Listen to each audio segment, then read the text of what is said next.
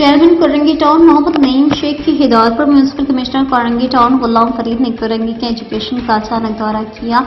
اس حوالے سے ہمارے چیف رپورٹر کراچی جاوید محمود ارائن کی رپورٹ کے مطابق میونسپل کمشنر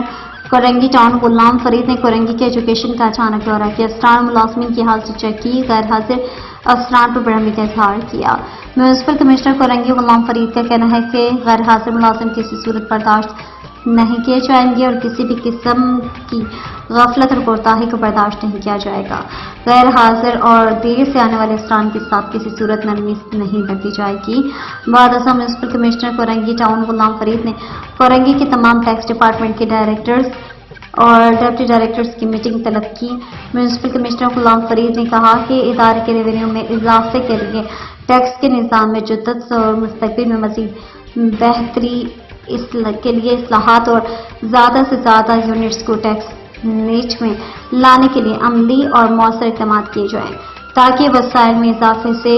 ترقیاتی کاموں میں مزید بہتری لائی جا سکے اور اس ٹیکس ریکوری کے براہ راست ثمرات عوام تک پہنچ سکے۔